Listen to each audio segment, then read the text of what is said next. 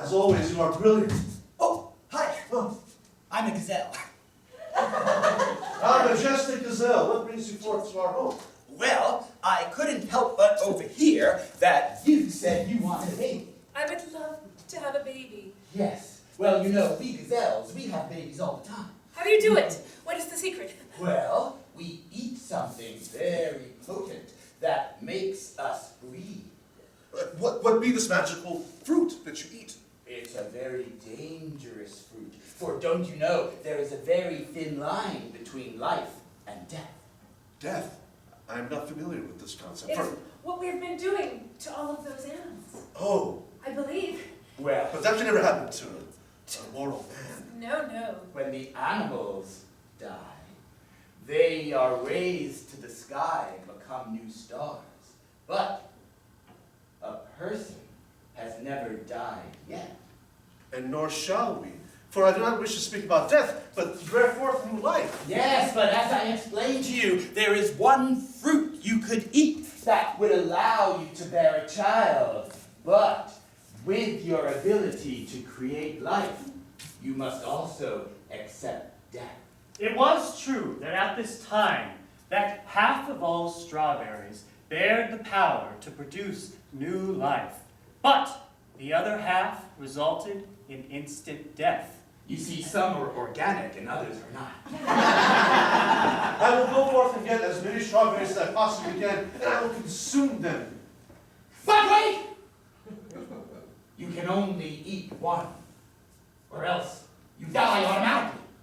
Choose wisely, son. Then I shall ask you upon the gods to guide my heart and loins true to this one single strawberry.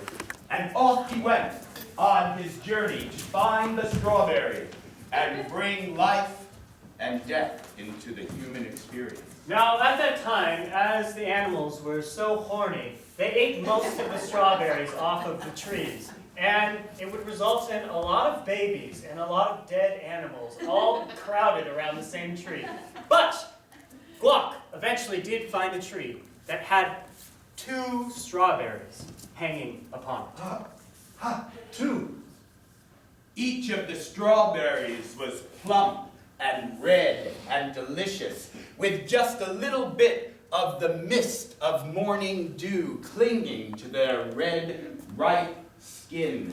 They each were more succulent than the other, and each one delicious. And of course, at the foot of the tree were many babies, as well as many dead gazelles.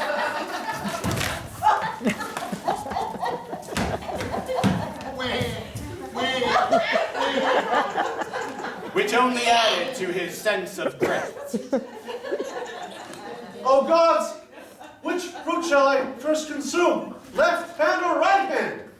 Which one is the one that's going to bear new life and not end me as such Go on. fate? Yes, my dear, you I stand behind you. You must eat one and I shall eat one as well. One of them was destined to live, the other one to die.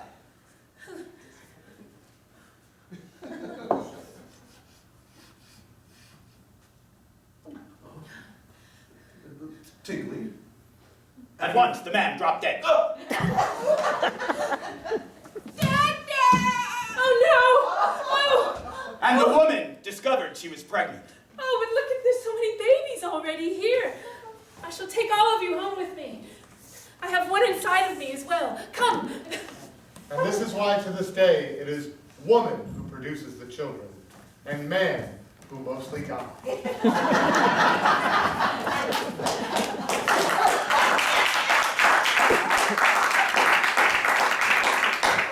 And so, my friends, upon our storytelling, of course, we like to tell the stories of how the things of our world came to be. What is your favorite one of these stories? Perhaps how the ocean became salty, or how birds learned to fly. Something like that. Just shout out the one you want to hear. Creation of taxes. Ah, yes. Of course. That most famous of our stories. The creation of taxes. It was a cold night. Clouds covered the night sky. And here stood peering into the well of destiny. The person we know so well. What was her name? Goddess? Leaves. Goddess Leaves. Somewhere in there is my 1099.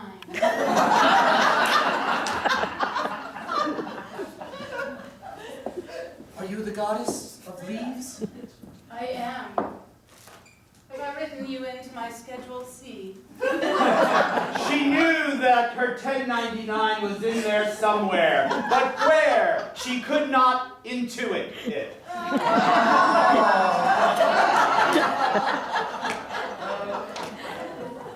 I filed an extension. I have no head for math.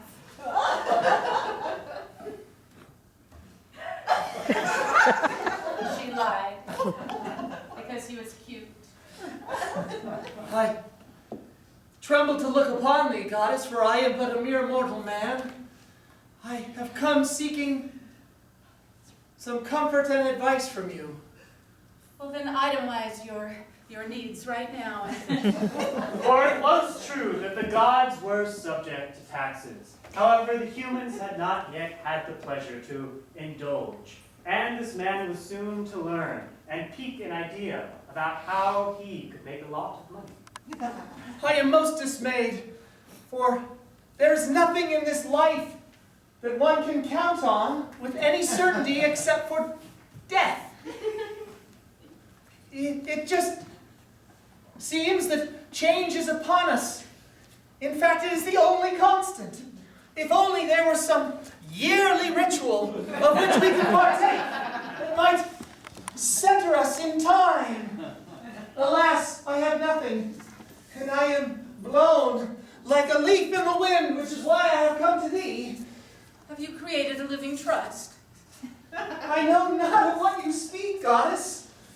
And so the goddess decided that the gift that had been only for the gods up until this point, the joy of paying taxes, would now be given to humanity.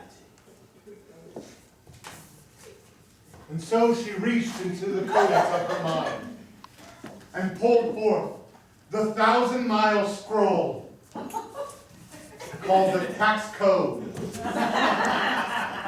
rife with loopholes for those with plenty, but ever so burdensome for those with few. And it stretched on into the sky, and we can still see it in the night like a great Milky Way across the sky. I thank you, goddess, for this divine inspiration. For now, when the 15th of April is upon us, I shall demand collection of partial ownership of all in my tribe. I shall bring these divine commandments back with me to the village. And thus he did, and the village gathered around to hear the recalling of the commandments. And oh, were they so overjoyed to hear. And thus thou shalt be allowed to claim up to 2 dependents who are of the age below that of 18, and that... Yay! Friends, take these tiny sharp implements, pass them around to one another, hold between thine index and forefinger, and poke thyself in the bottom. This is a tax. These are tax. The pain that you feel in thine bottom shall be a reminder of tax season. For every April 15th you shall come back to me, and you shall give me upwards of 30% of all thou hast collected of each annum. And of course, this will yield in better roads and healthcare services, yes, and education. Well, what do we get? You don't get arrested! Yay! And that is the tale of how taxes came to be. Yes,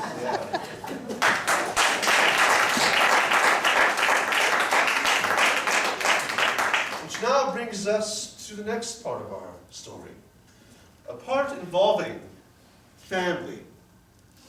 We all know the importance of family, and so generations have come and gone. Families were born and changed and grow anew. And we find ourselves in a village in a beautiful green meadow filled with trees, gardens, huts, a well, and warm hearths for the night. And our tale begins with a woman.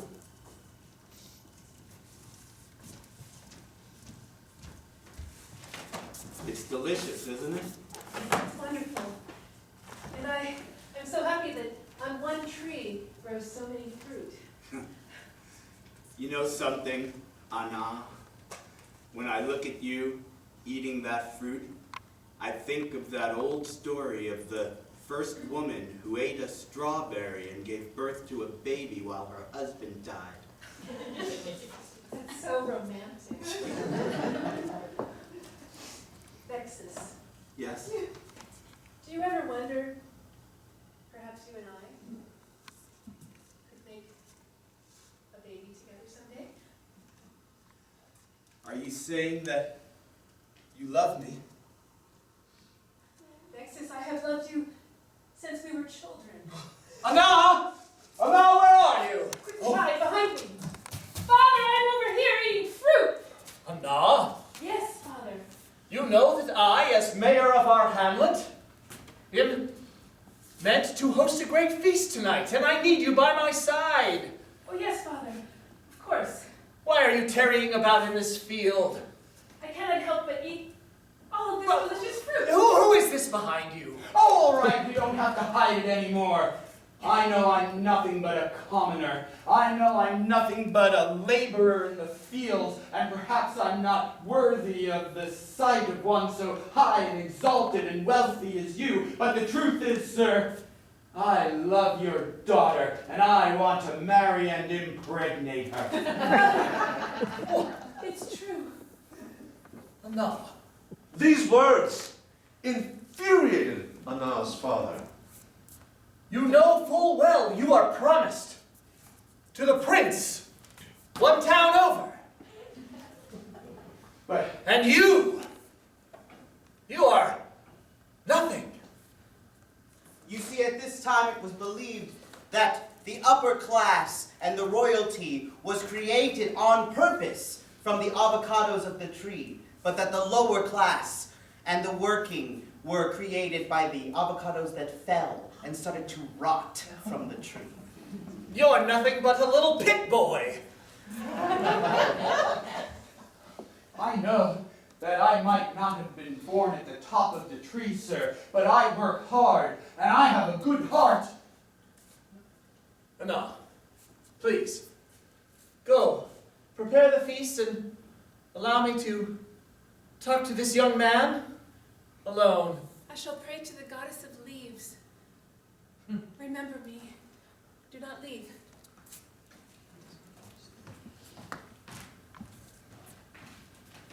You. I recognize you. I live not far from you, sir. An orphan boy, aren't you? Yes? You make your way through this world by doing petty tasks for others. Yes, I make my way as I must.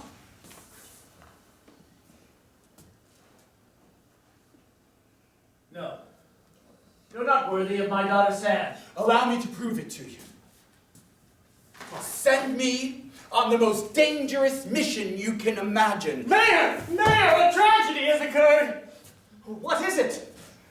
Some band of thieves have stolen all of the food for our feast, and they've absconded to a very dangerous area. No. You mean to tell me that they've taken all my food to the tar pits? Yes! Of course, we all know the story of the thieves of the tar pits of Akatosh.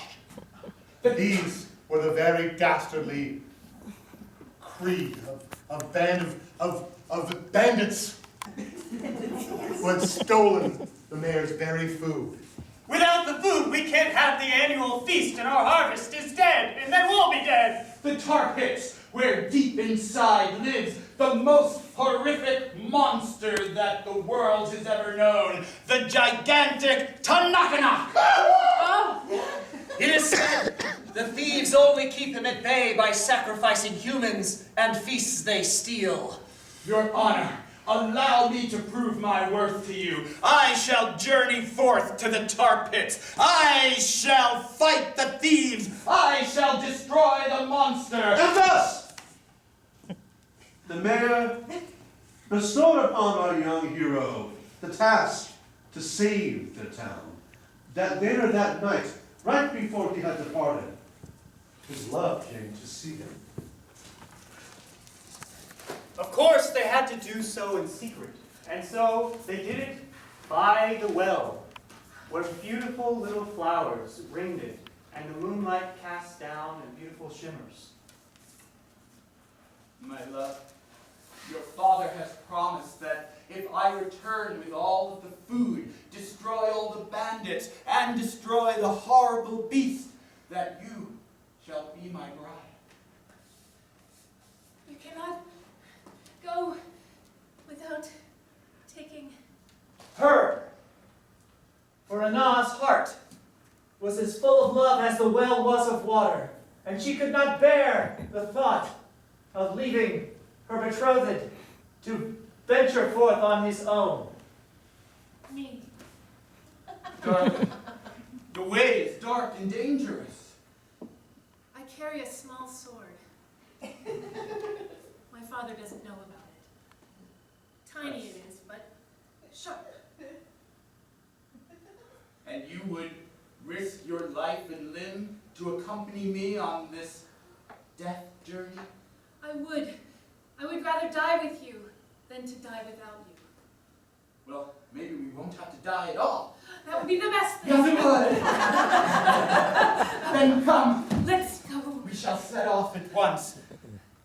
Tell You me. have your little sword. I have this little shield. And at once, they were off, and they made their way across the land until they came to the tar pits. But the tar pits were oh so sticky that when they put their feet in them, they were stuck to the ground. My darling! My feet! I can't move my feet! My feet as well are stuck. Unfortunately, at that moment, they were approached by one of the thieves' scouts, who wandered the boundaries of the tar pits looking for intruders. Who trespasses here?